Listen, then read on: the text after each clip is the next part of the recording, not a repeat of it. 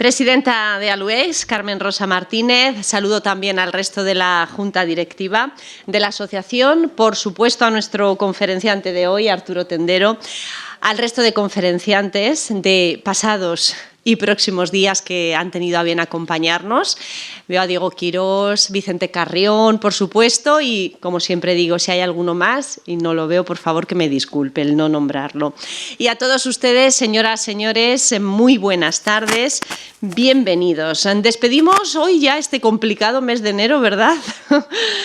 Pero lo superamos con ya 12 conferencias celebradas dentro de este ciclo de conferencias Esperanza, Cultura y Experiencia. Esto no está nada mal, ¿verdad? Bueno, con la conferencia de hoy vamos a cerrar este miniciclo en el que hemos abordado importantes efemérides, aniversarios, como el de la Catedral de Burgos o los casi 45 años de las elecciones que iniciaron el proceso democrático en España. Bien, en esta ocasión, nuestro conferenciante nos recordará a los denominados como poetas malditos. Grandes escritores como Verlaine, Baudelaire o Rimbaud dieron nombre a esta categoría en la que después se han sumado otros tantos. Bueno, el encargado, ya lo hemos mencionado, de realizar este maravilloso viaje es el periodista y escritor Arturo Tendero López, del cual les voy a dar alguna pincelada más. Nació en Albacete y afincado desde sus inicios con su familia en Chinchilla. Arturo Tendero se define como un contador de historias. Es licenciado en periodismo por la Universidad Autónoma de Barcelona, también estudió teatro en Albacete y durante 32 años ha ejercido como profesor de educación secundaria, casi todos ellos en el Instituto de Educación Secundaria Bachiller Sabuco. Ha publicado 7 libros de poesía, otros tantos de relatos, artículos y obras de teatro. También es conocido, ya lo saben ustedes, por sus programas de radio y sus artículos de prensa en diferentes medios de comunicación: El País, El Periódico de Cataluña, ABC, Infolibre o La Verdad de Albacete, por citar algunos. Los domingos podemos seguirle en la Tribuna de Albacete, en su columna, y también podemos leerle en sus blogs literarios El Mundanal Ruido y Con las manos en los bolsillos. Bueno, ha ganado varios... A ver, ¿sí? ¿Ahora? ¿Sí? No, se ha ido. Ahora. Bueno, vamos a ver si seguimos. Sí.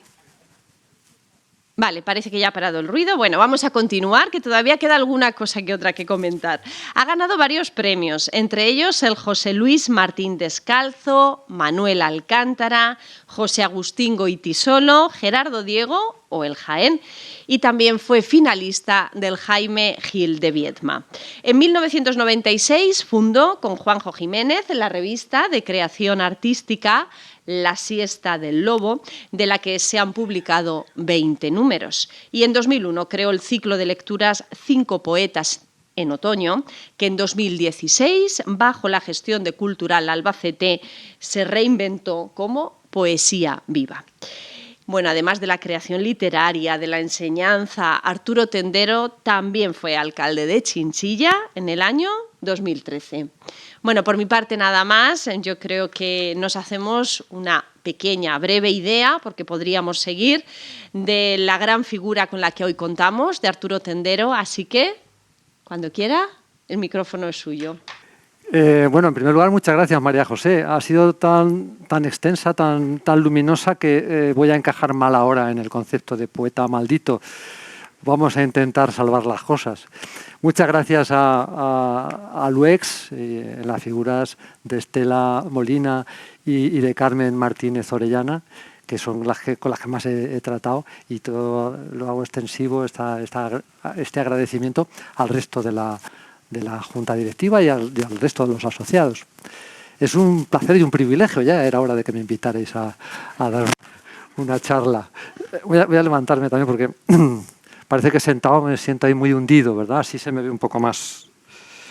Supongo que poco a poco nos iremos acomodando a la situación. Bueno, la charla es sobre los poetas malditos.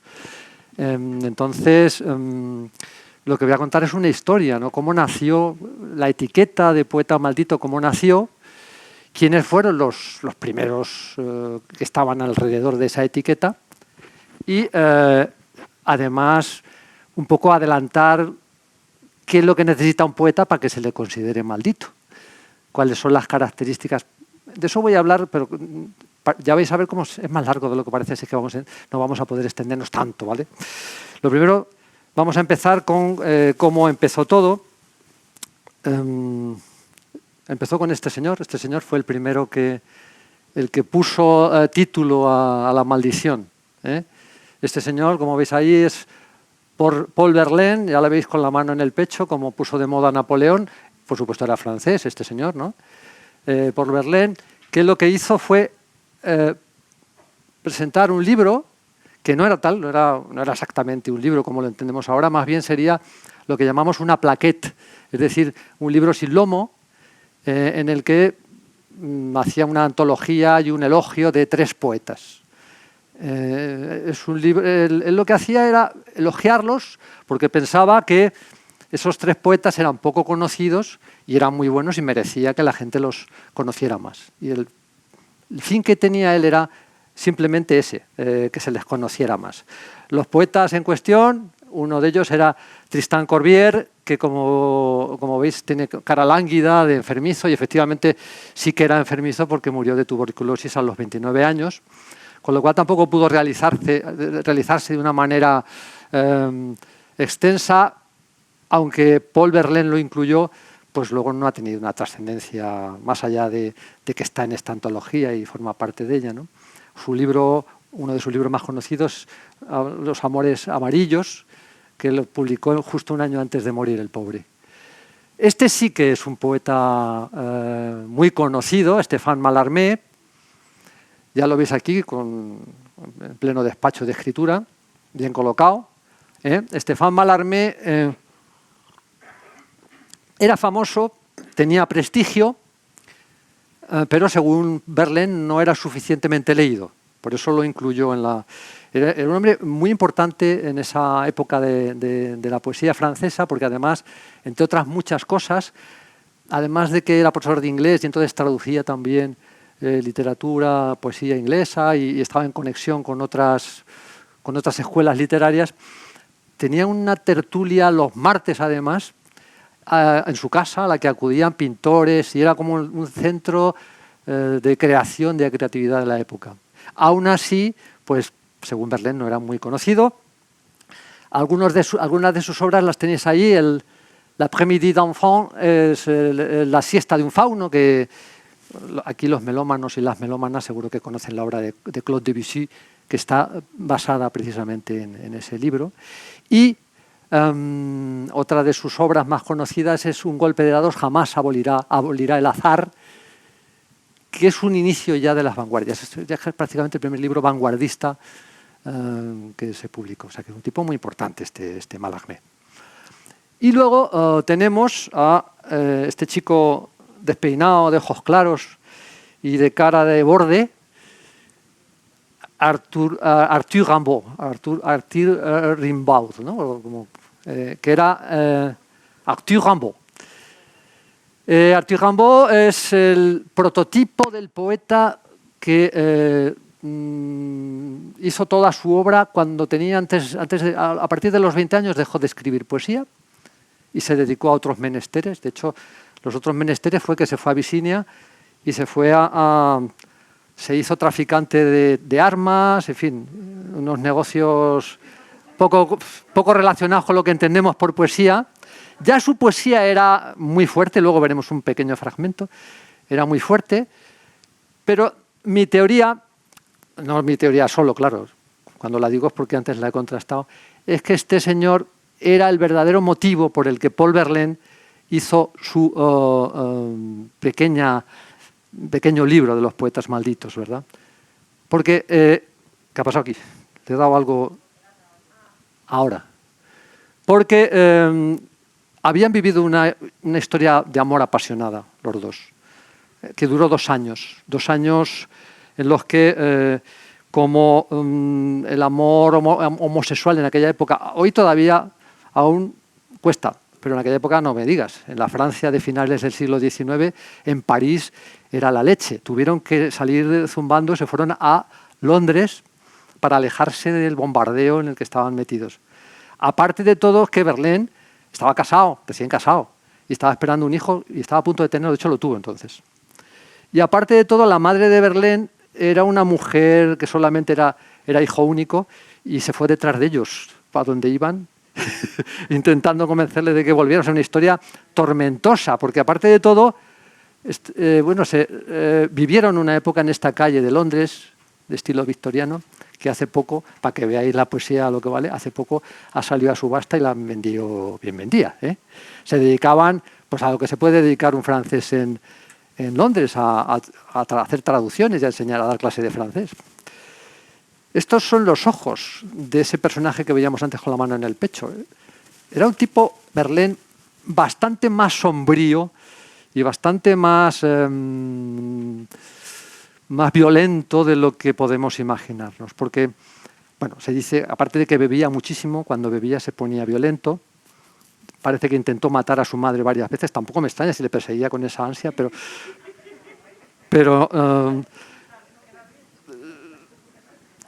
y a la mujer parece también comprobado que la maltrataba. O sea, que era un tipo muy violento. Entonces, la relación que tenía con Rimbaud, siendo los dos perseguidos, estando, pues imaginaos, un día estaban muy bien y otro día estaban que se mataban, literalmente, ¿verdad? Que se mataban literalmente. De Londres, que era peor todavía, porque en Londres todavía la homosexualidad estaba más perseguida por la cultura victoriana, tuvieron que escapar a Bruselas.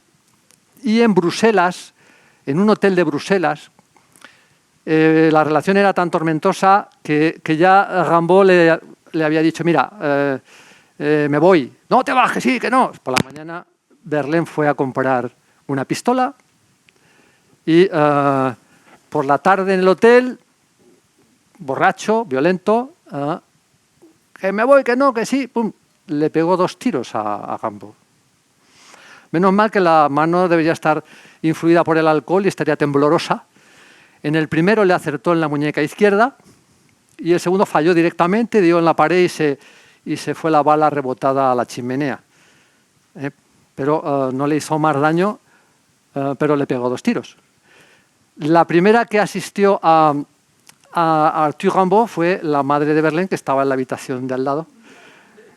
Fue la que acudió y le hicieron una primera cura, luego se fueron los 3 a cenar, pues parece que eso va mal, pues te vamos a llevar al hospital. De camino al hospital, imaginaos las calles de Bruselas, Verlaine, que había bebido en la cena, otra vez la pistola, se puso a cargarla y ya Rimbaud dijo, mira, me vas a matar, así es que voy a denunciarte. Y lo denunció la policía. Aunque luego retiró la denuncia,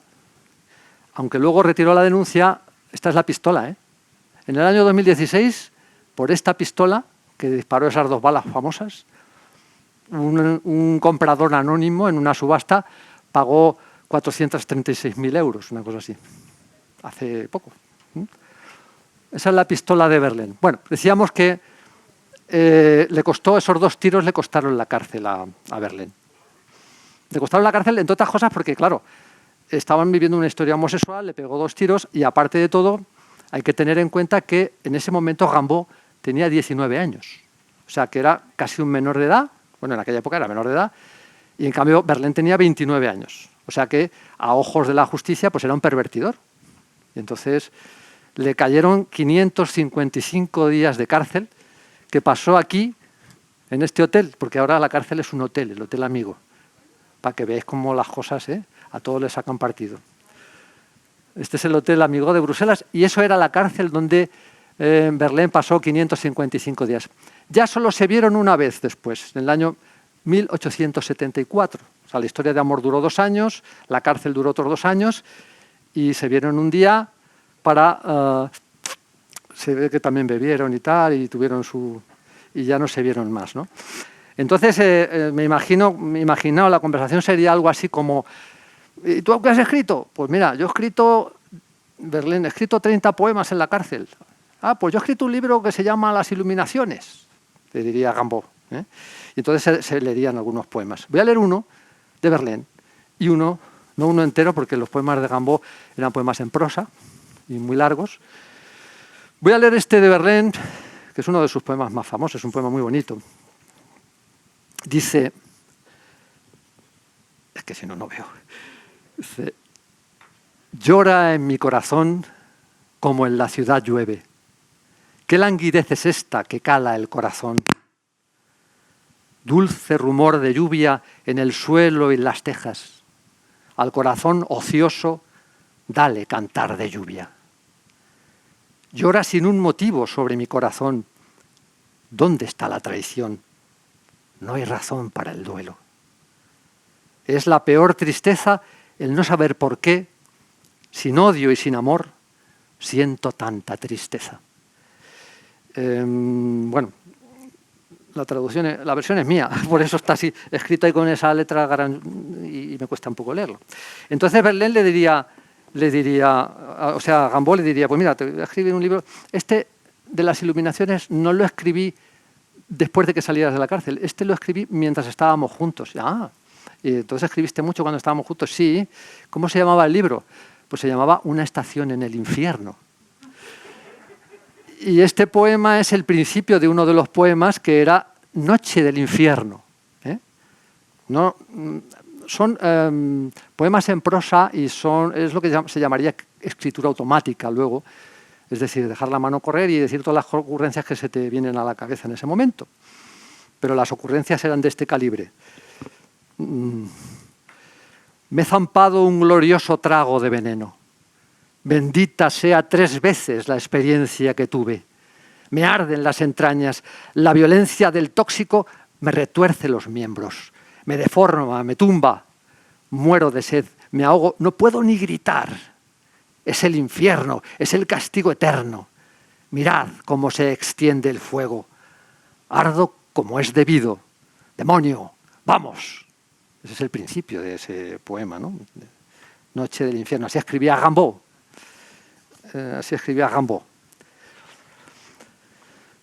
Bueno, se despidieron. Rimbaud se fue a vender sus armas y sus historias y Verlaine dijo, ¿he sido yo el que he hecho eso? ¿Ha sido el disparo que ha venido con retraso? Dijo, bueno, no he recuperado a Rimbaud, pero oye, que se ha vendido bien esto y estos 3 poetas han hecho fama. Que sí, la fama que se puede esperar de un poeta, que no es una fama muy grande. Así es que lo que hizo fue una segunda edición de Los Poetas Malditos. La primera edición la había hecho en el año 1884 y la segunda edición la hizo 4 años más tarde, ya con tapadura, ya no era una plaquette. Porque el editor dijo, oye, esto funciona, y se enrolló también.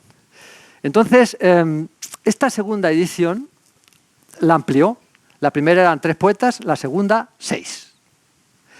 Los 3 poetas primeros eran los mismos, Cuvier, Mallarmé y Rimbaud. Añadió 3 nuevos. Lo primero que hizo fue meter a una mujer, que había sido una insistencia de Rimbaud. Se ve que dijo, a ver si aún se entera y aún me valora y por lo menos me perdona el haberle pegado 2 tiros, ¿no? Esta mujer, Marceline de Bourg-Valmore, como veis, había muerto ya en el año 88, es decir, había nacido un siglo antes. Y había sido una mujer muy polifacética.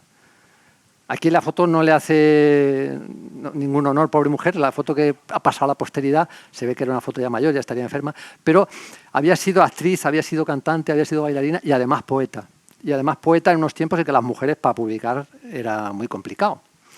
Entonces había encontrado las relaciones y le habían valorado el trabajo y publicó varios libros y un resumen de su poesía, las poesías póstumas, salieron justo un año después de su muerte. Y para que veáis la proyección que tenía Marceline de Bourg, se encontró un ejemplar del libro en la biblioteca de Nietzsche, el famoso filósofo. O sea que llegó a Alemania, ¿no? O sea, vaya, Bueno, también metió en la segunda edición de Los poetas malditos Verlaine a este señor, el conde Auguste Villars de L'Isle-Adam. Aunque lo veáis muy rimbombante, era un aristócrata en efecto, pero un aristócrata venido a menos. Se pasó mucho tiempo intentando dar un baraguetazo aristocrático, o sea, buscar una mujer que le devolviera otra vez el glamour aristocrático, y no lo encontró y acabó casándose con la viuda de un cochero, pero regentaba una revista, o por lo menos fue director durante una época de una revista, la más importante literaria francesa de la época, y en esa revista, por ejemplo, pues publicó sus primeros poemas Mallarmé, que es que es el otro que decíamos que ese sí que era importante, ¿no? O sea, que era un tipo bien relacionado y por eso apareció. Y el tercero de los poetas que incorporó Verlaine, ¿qué ha pasado aquí? Le he dado muy fuerte, hemos ido... Vaya, Esto no quería que lo vierais aún. Pues bueno, anda que no estamos andando. Pues le ha apretado bien, se ve que... A ver, aquí. El tercero de los poetas que incorporó Verlaine en la segunda edición de su libro, en la ampliación. Como veis, tiene cierto parecido con el propio Verlaine. Se metió a sí mismo el canalla. Y lo que hizo fue que en vez de poner Verlaine, porque ya figuraba Verlaine como el autor de la antología, pues puso el anagrama de su nombre. Es decir, cambió las letras de sitio y las mismas letras compuso ese nombre que tenéis ahí, Pauvre Lelian, es decir, pobre Lelian, sería la traducción, ¿no? Y entonces metió sus propios libros, algunos con un poco de... pero metió sus propios libros y habló de sí mismo. Dice, es que el pobre Lelian vivió una infancia muy feliz porque era hijo único, hasta que lo mandaron al colegio y ahí se estropearon las cosas, contando lo que le había pasado realmente, ¿no? En fin, funcionó, O sea, empezó a dar conferencias, empezó a vivir bien. Lo que pasa que era un dipsómano, es decir, un bebedor que no tenía manera de parar. En aquella época además bebían absenta, que es una bebida que tiene un grado de alcohol muy alto. Este es Paul Verlaine, aunque no se parezca mucho.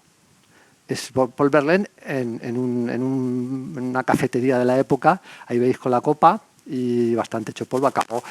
Acabó pues solo, porque la mujer se divorció de él. Eso se me ha olvidado decirlo cuando ya lo vio por imposible. La mujer se divorció de él. La madre desapareció, que se sepa.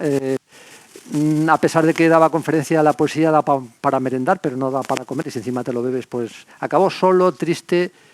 Bueno, ahí lo tenéis en el rincón del bar. Y hay una leyenda que es un poco dura y triste, pero bueno, como tal leyenda conviene contarla, y es que cuando el desfile fúnebre que lo llevaban a enterrar a Verlaine pasó por una plaza de París, la Plaza de la Ópera, donde hay una escultura dedicada a la poesía, pues parece ser que lo midieron bien y le dieron a la mano de la estatua y se cargaron la mano con la que la estatua sostenía el arpa. Es decir, acabó con la poesía. Bueno, los críticos de la época dijeron, poetas malditos. Eso ya ahora suena estupendo, entonces también, ¿no? O sea, es que qué buena etiqueta. Y pensaron algo distinto a lo que había pensado Verlaine. Porque Verlaine lo que estaba intentando es decir, estaba fijándose sobre todo en la obra. Que estos poetas son muy buenos, vamos a salvarlos, que se sepa que son muy buenos, ¿vale? No tanto en los personajes. Se fijaba sobre todo en la obra. En cambio, los críticos dijeron, poetas malditos, pues aquí falta gente, ¿no? Seguro que cuando ha puesto poetas malditos se ha fijado en el primer poema del libro Las flores del mal, Le Fleur du Mal, de Charles de Baudelaire. Seguro. No puede ser de otra manera. Baudelaire era el poeta que abarcaba todo allí en Francia. Por eso no lo había incluido Verlaine, porque era un poeta que había triunfado, lo leía todo el mundo. Entonces, él ponía poetas que no habían triunfado. A Baudelaire no cabía en su manera, en su libro, en su concepto. Sin embargo, los críticos sí que lo vieron porque Baudelaire era un encajaba bastante bien. Si nos pensamos en así un poco sin afinar mucho en lo que es un poeta maldito, pues Baudelaire andaba cerca, ¿eh? En ese primer poema del que hablaban los críticos aparece la palabra maldito, pero no encaja tampoco para tanto. Había que buscarla ahí este es Baudelaire, aquí cuando era joven, ¿eh? Era un dandy, ¿eh? Pelo largo, fijaos que estamos en el siglo XIX. Además, este señor, como veis, murió en el año 67, es decir, 17 años antes de que hiciera la primera antología Verlaine. Pero ya lo habían leído todos. No solo lo habían leído, sino que lo imitaban. Rimbaud lo imitaba, quiero decir, bebía de él y se dejaba influir por él. Había cambiado el concepto de la poesía. Y ya veis que era un dandy, y lo que estamos celebrando con estas conferencias, para que veáis que encaja, es que hace un año, en el 2021, se cumplieron 200 años de su nacimiento.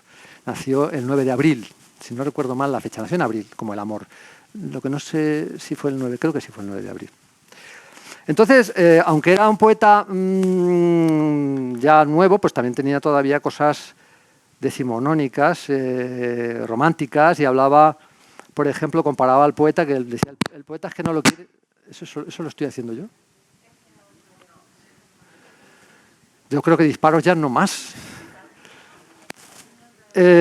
Hablaba, por ejemplo, Baudelaire, de pequeño, cuando él tenía una corta edad, murió su padre natural, el que le puso Baudelaire. Y entonces la madre a los 2 años se casó con un señor que era un militar, un tío que hacía carrera política, fue embajador en Madrid, fue embajador el padre de Baudelaire. Entonces, pero Baudelaire le pilló una edad mala y nunca pudo ver a su padrastro. O sea, no lo odiaba a muerte, y se convirtió en un rebelde. No sabemos si fue antes el huevo o la gallina, si era ya rebelde o se hizo más rebelde cuando. Pero bueno, el caso es que se convirtió en un rebelde acérrimo, ¿verdad? Y entonces lo mandaron, con 20 años no lo podían ni soportar, y lo mandaron a un viaje en barco a los mares del sur. Y en aquel viaje observó muchas cosas. Observó, por ejemplo, que los marineros pillaban descuidado a un albatros, que es un ave de un vuelo maravilloso, un vuelo con una belleza enorme, pero lo pillaban, lo ponían en el barco, y una vez que estaba en el suelo, con las alas tan grandes, era muy torpe, muy patoso, y se reían de él, ¿no? Entonces dijo, esto es como el poeta. Y escribió el poema El albatros, que en su última estrofa dice: se parece el poeta al señor de las nubes, que esquiva las tormentas y escapa del arquero. Exiliado en el suelo, en medio de las burlas, sus alas de gigante le impiden caminar. Es uno de los poemas más famosos de Baudelaire. O sea que esa figura del poeta torpón, triste, castigado, encaja con la idea de Verlaine. Por eso es por lo que de alguna manera lo conectaban los críticos de la época, ¿verdad? Tengo varias pantallas, a ver si no vamos mal de tiempo. Bien, Baudelaire, como decía, triunfó con el libro Las flores del mal. De hecho, estas son 2 ediciones posteriores. O sea, había editado una en el año 57, otra en el 61 y otra que fue nada más morir. O sea que, se gastaban las ediciones porque seguían saliendo nuevas. Fue el primer poeta que escribió sobre la ciudad, vivió en varios sitios. De hecho, hay una blog que dice por todas las casas por las que pasó, y en todas tienen, no como pasa aquí en España, ¿no? Tiene una plaquita que aquí vivió Baudelaire. Y decíamos que fue un rebelde. Esta fue su novia más duradera, Jeanne Duval, que era una mulata, parece ser que fue también bailarina y tal. Y aquí está retratada por Edgar Manet, que como sabéis es un pintor impresionista muy, muy famoso, y que frecuentaba además la tertulia de Mallarmé, todo quedaba ahí en el círculo ese. Esta foto ya estaba ya muy malita, Murieron de sífilis, tanto ella como Baudelaire. Está aquí los últimos años. Ella, yo creo que murió en el 64, más o menos, pocos años antes que él. Entre otras cosas, hizo famoso Baudelaire porque le prohibieron 6 poemas de su primera edición. Y ya sabéis que cuando se prohíben poemas, eso es, la mejor publicidad que puede tener un libro. Ya no volvió a publicar esos poemas que se le prohibieron, no los volvió a publicar, pero yo voy a leer uno de ellos, que está dedicado, sin duda, a Jean Duval y que se llama Las joyas. Pensad que es un poema escrito a mitad del siglo XIX, ¿vale? Dice así, Las joyas.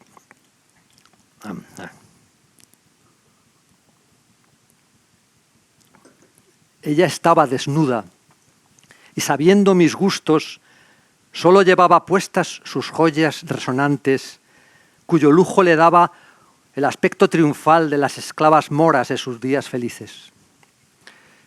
Cuando al danzar produce un tintineo travieso, ese mundo brillante de metal y piedra me hace sentir en éxtasis y adoro con fervor las cosas donde el ritmo se mezcla con la luz.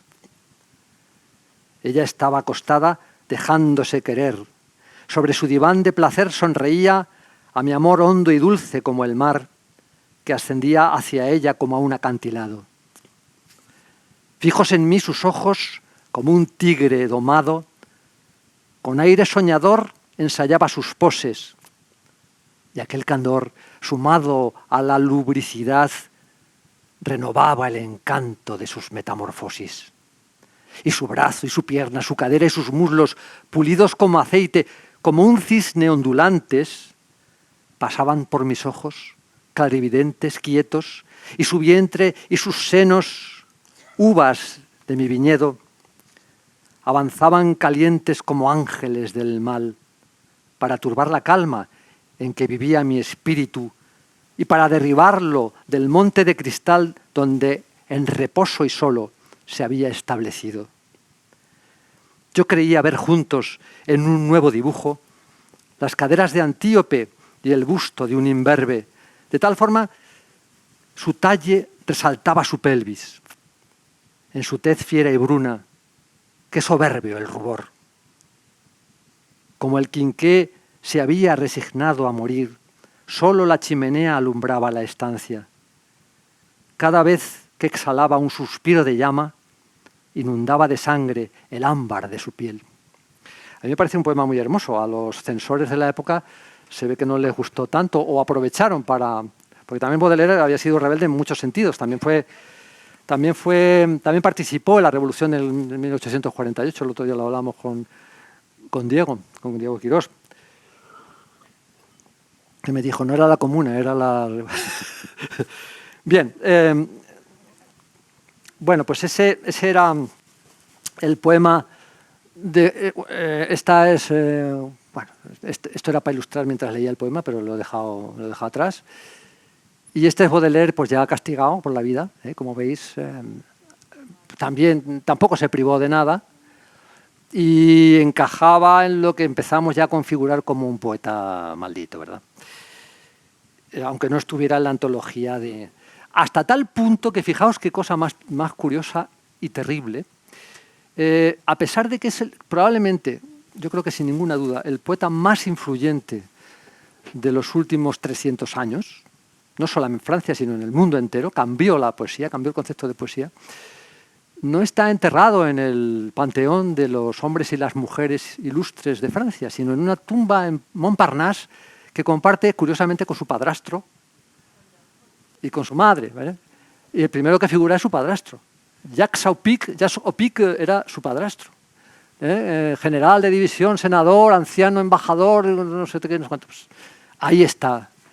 Hasta ese punto, normalmente los poetas malditos siguen siéndolo después de muertos, y este también.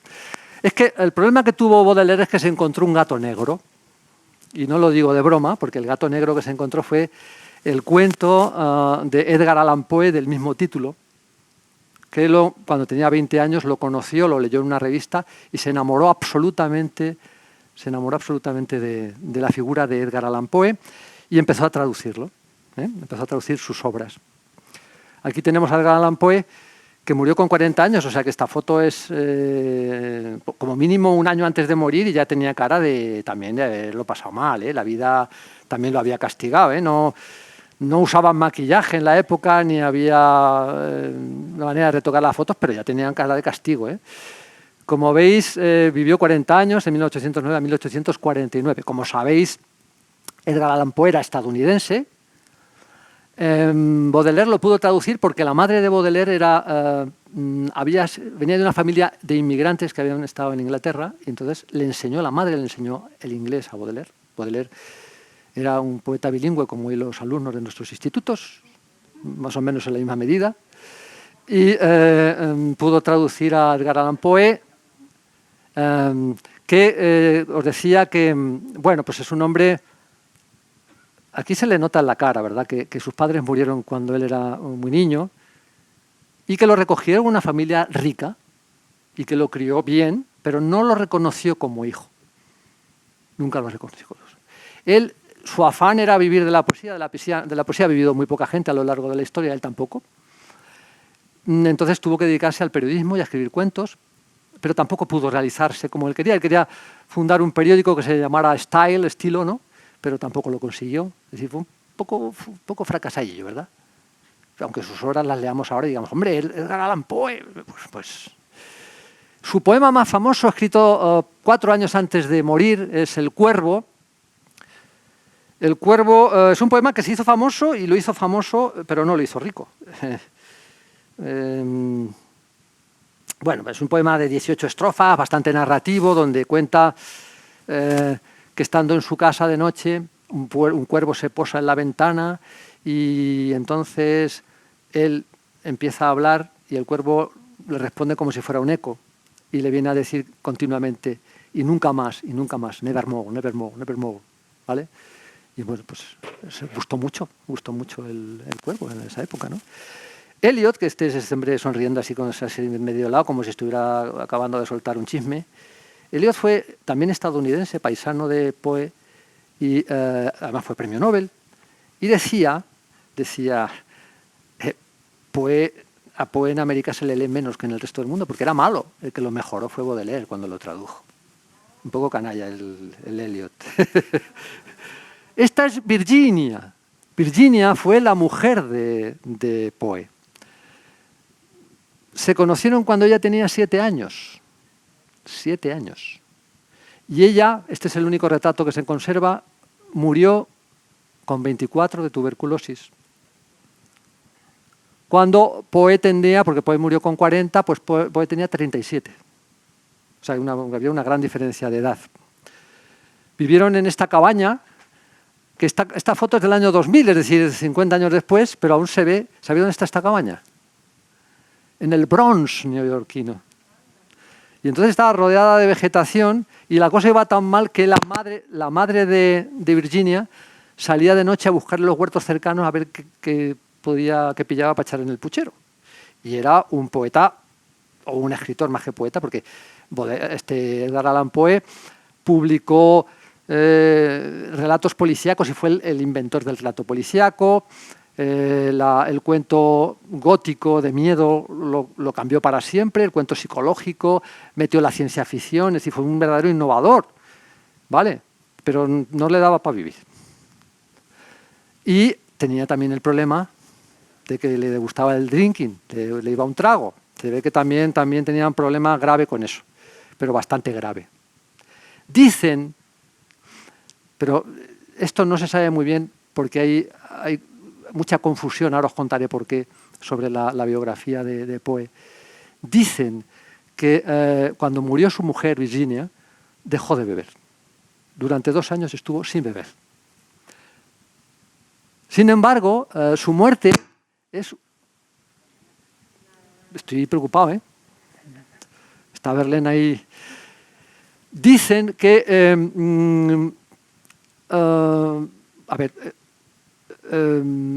él venía porque era famoso, entonces iba a dar conferencias, a hacer lecturas, y venía de Richmond y iba a volver a su casa, a Filadelfia, y estaba viajando y durante 2 semanas desapareció en Baltimore, desapareció, no se supo de él.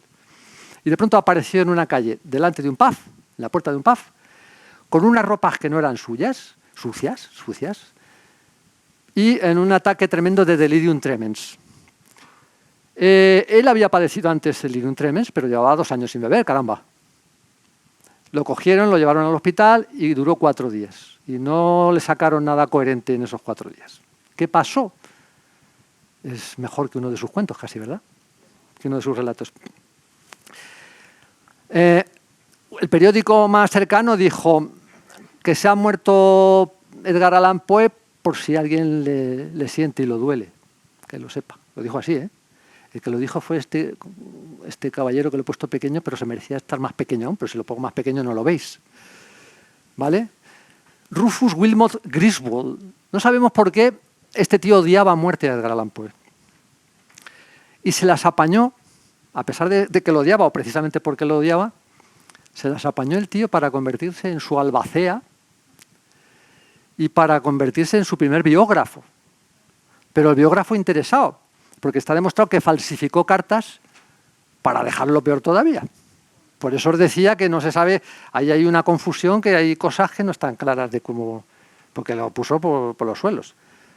Bien para la historia, de total ya estaba muerto, pues bien para la historia después, pero acrecentó su leyenda. Él creía que le estaba haciendo un mal y le estaba haciendo famoso.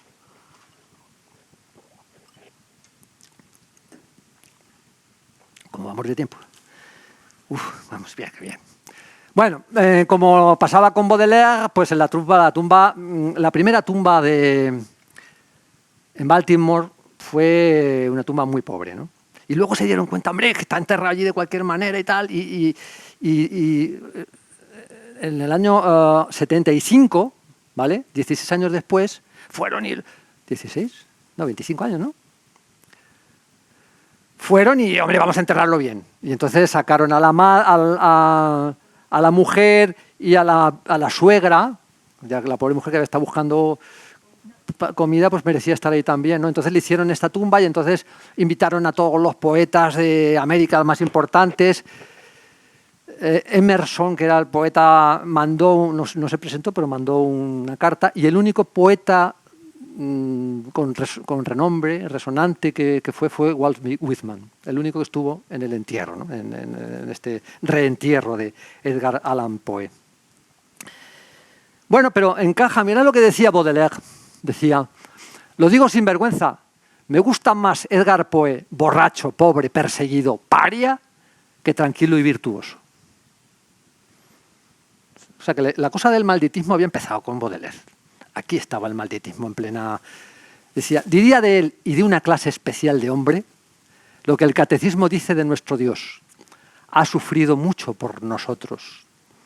Había la idea de que es alguien, el poeta maldito es alguien que se autodestruye y digamos que se purifica por su obra, ¿no? La obra le sirve como purificación. Es al contrario que el anarquista que desea destruir el gobierno, el poeta maldito se autodestruye a sí mismo, lo que pasa es que se autodestruye lentamente. Le da tiempo a empezar una obra, pero casi nunca a terminarla. Ese es el poeta maldito, ¿no? Bueno, este es otro de los que inspiró a Baudelaire, porque Baudelaire traducía a un lado y a otro. Este era inglés. Thomas de Quincey era un escritor, era escocés si no recuerdo mal, pero se relacionó muy bien con los poetas laquistas, con Wordsworth, con Coleridge, etcétera, y bebía como ellos láudano a tope y tomaba también otras sustancias. De hecho, su primer libro de memorias se llama Memorias las confesiones de un comedor de opio. Eso le interesó mucho a Baudelaire. Baudelaire tradujo el libro y luego escribió un ensayo que se llamó Los paraísos artificiales. ¿Os suena? O sea que, de alguna manera, estaban investigando las reacciones del organismo de cara a la inspiración. También escribió otro libro muy famoso, muy comentado, que era la muerte, el asesinato como una de las bellas artes. Un tipo curioso este Tomás de Quincey. Bien, Pues a partir de ahí los críticos empezaron a decir, bueno, a ver, ¿a quién tenemos que sean poetas malditos? Empezaron a sacar poetas malditos. Pues este señor es Gerald de Nerval, que se suicidó, se colgó, pues es el maldito. Este señor, Isidore Ducasse, que era el conde se firmó como el conde de Lautréamont, también murió muy joven. Antonin Artaud, ya yéndose a otro lado, William Blake, John Keats, incluso yendo más atrás, buscando ya malditos avant de la letra antes de que llegara el concepto de maldito, François Villon. Y tenemos a primero de los grandes malditos españoles y quizá el prototipo de los malditos españoles, que sería Federico García Lorca. Claro, de Federico pensamos que es maldito. Ahí está Federico adelantándose, bien, un paso al frente. Porque se lo cargaron, claro, en un momento trágico y cuando estaba en plena creatividad, ¿no? Pero había algo más, o sea, no era maldito por morir joven solo, había algo más. Quizá lo menos conocido de Lorca, aquí lo tenemos con su familia, con su madre, su padre, sus dos hermanos mayores, Francisco. Lo que menos se conoce de Lorca es que era un rentista. Él nunca, siempre dependió del dinero de su padre. Y fijaos la tragedia de alguien que depende del dinero de su padre y que tiene que demostrarle a su padre, que era un empresario y una persona práctica de la vida, que le tenía que seguir dando dinero aunque fuera artista. O sea, artista y... Este hijo mío es un gandul que dice que es artista, pero bueno, ¿sabes? Tenía que justificar continuamente que merecía ese dinero, ¿vale? Y ya no digamos su otra faceta, que es la faceta de homosexualidad. Aquí lo tenemos con Dalí, ¿verdad? Él decía que sufría, en cartas que escribía, decía que sufría mucho porque tenía que evitar que se notara esos impulsos que tenía, cuando escribía, que no se le notara. O sea, era un fingidor. Curiosamente, sobreactuaba la alegría, ¿no? No era una alegría real, era una alegría sobreactuada, pero dentro de él había un drama. Y ese drama, él, en una conferencia que dio muy interesante, dijo, a la mayoría de los artistas la inspiración le viene de fuera, ¿no? A mí me viene de dentro, es el duende. Yo tengo que ir a buscarlo a las últimas habitaciones de la sangre. Esa era la maldición de Lorca. Bueno, claro, como comprenderéis, cuando se vio en Nueva York, allí metió, siendo un personaje anónimo entre la multitud, pues se sintió muy liberado de todas esas... Fue su primera liberación. Y luego la segunda empezó a salir del armario con los que se llaman los sonetos del amor oscuro, ¿verdad? Y ahí, ahí tampoco habla directamente de la homosexualidad, ¿no? Pero bueno, esta carta a uno de sus amores, ¿no? Por ejemplo, esta que dice: amor de mis entrañas, viva muerte, en vano espero tu palabra escrita y pienso, con la flor que se marchita, que si vivo sin mí quiero perderte. El aire es inmortal, la piedra inerte ni conoce la sombra ni la evita. Corazón interior no necesita la miel helada que la luna vierte. Pero yo le sufrí, rasgué mis venas, tigre y paloma sobre tu cintura en duelo de mordiscos y azucenas. Llena pues de palabras mi locura, o déjame vivir en mi serena noche del alma para siempre oscura. El poeta pide al amor que le escriba en esta carta. Y bueno, como veis, encaja en la definición de Baudelaire, ¿no? Ha sufrido mucho por nosotros para regalarnos su obra. Y como última pincelada, porque claro, esto es lo suyo sería ahora irnos metiendo en poetas malditos, actuales, pero claro, esto sería otra charla para la que algún día podemos quedar, ¿no? Pero por dar una pincelada, puedo hablaros de uno que yo conocí, cercano, que ha estado aquí en Albacete leyendo poemas varias veces. José Luis Parra, un poeta extraordinario que era, pues, absolutamente autodestructivo. Fumaba, bebía y, claro, se terminó destruyendo. Y afortunadamente dejó su obra. He elegido un poema simplemente como muestra para que un poco veáis por dónde iban las... Él tiene poemas maravillosos en los que simplemente se aferra a la luz que entraba por la cocina, el rayito de luz que entraba por la cocina. Eso le daba a él la vida dentro de todos sus pesares, ¿no? Hay un poema maravilloso, pero voy a leer uno oscuro porque estamos con los poetas malditos. Y habla de la frialdad de las cocinas. Decía: poco se ha escrito de la insidiosa frialdad de las cocinas, cuando el fuego al puchero no alimenta y las burbujas se cargan de reproches. Hay cenas que nos tragan como un túnel, como el humo que absorbe la campana, como el más tenebroso sumidero. Y al salir solo quedan palabras renegridas, espuma de cloaca. Dos sombras en la mesa, dos mutismos que se llenan mutuamente, y el grifo, al gotear su amargo soliloquio, repite: nadie, nadie, nadie. Poco se escribe sobre la frialdad de las cocinas, sobre la grieta de orfandad que está chillando en los raídos azulejos. Poco escrito del gas que nos abisma y envenena.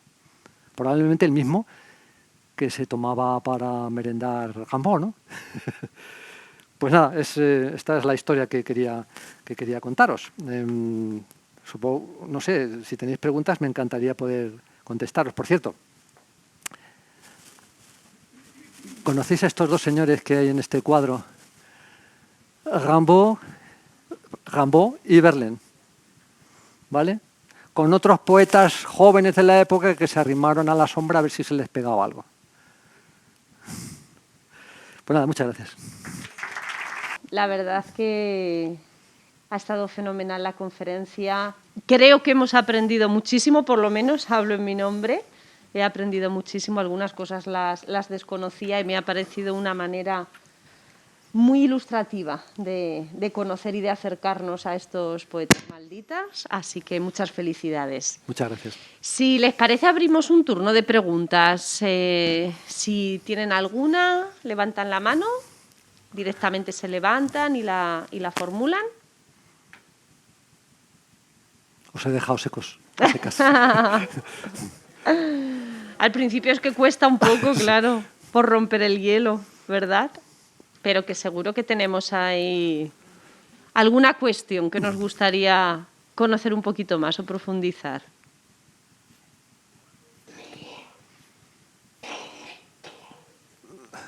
Soy maldito, pero no he matado todavía a nadie, ¿eh? Aún. Vale. ¿Puede levantarse, por favor, y así le escuchamos mejor? Aparte de José Luis Parra, ¿puedes adelantar algún otro nombre de poetas actuales? Hay un poeta que... Muchas gracias por la pregunta. Hay un poeta que...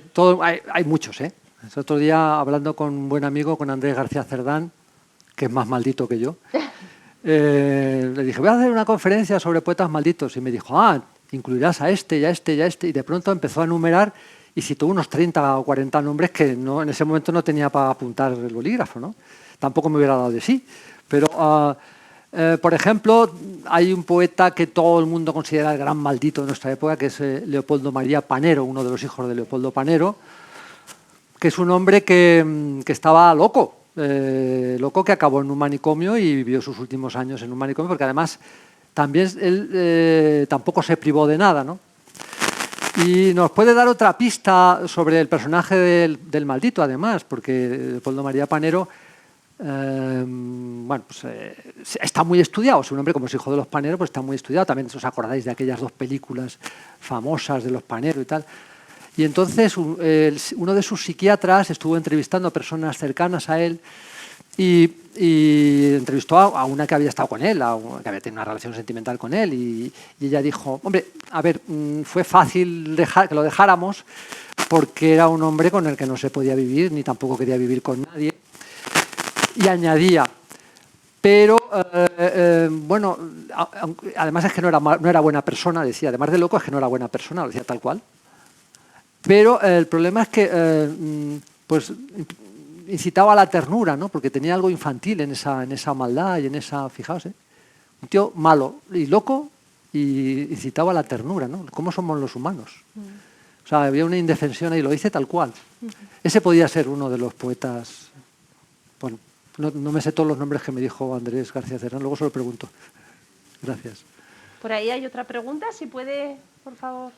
José Agustín Goytisolo entraría también un poco en la nómina de esto. Hombre, José Agustín Goytisolo tiene argumento, ¿verdad? Era un hombre muy bebedor, como casi todos los de la generación del 50, y además murió de una manera muy trágica, ¿no? Se lanzó por una ventana. El problema de los Goytisolo, los tres hermanos, es que, como sabéis, su madre murió en la guerra cuando ellos eran muy pequeños. El mayor era José Agustín. En un bombardeo, ellos vivían en Barcelona, la madre fue a comprar los regalos para el padre y para el día de San José. Y cuando estaban en el mercado, cayó una bomba en el mercado y murió. Y entonces eso los marcó mucho, los marcó a los tres hermanos. Veis que las infancias forman parte también un poco de la historia, pero es verdad que no hay una etiqueta bien definida para que podamos decir, a ver, cumple el requisito 1, el 2, el 3, el 4, pues es maldito, ¿no? O sea que sí que puede encajar, sí que puede que encajara también, ¿no? Sí que pasa que vivió una larga vida y tuvo una larga obra y a lo mejor uno de los requisitos de los poetas malditos es que la obra se interrumpa en un momento dado, ¿no? Quiero decir que parezca que podía haber seguido escribiendo, ¿no? Pero yo creo que José Agustín no había escrito ya casi todo, porque además como era muy bebedor estaba muy castigado ya los últimos años y ya lo que salía no... Pero bueno, eso es una buena pregunta.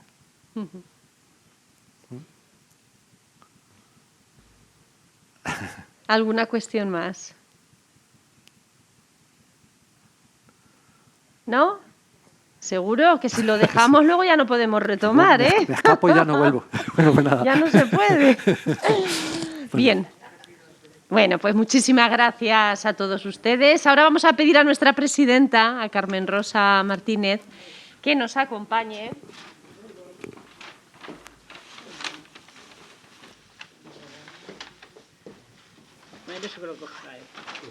¿Sí? No, toma.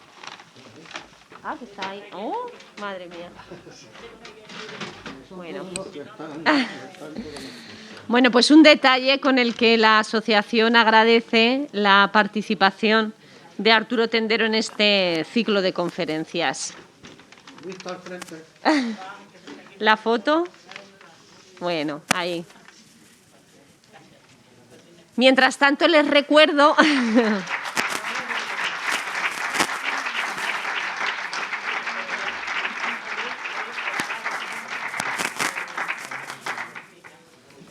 Les decía que mientras tanto les recuerdo que la próxima semana nos adentraremos en otro nuevo capítulo organizado por Aluex.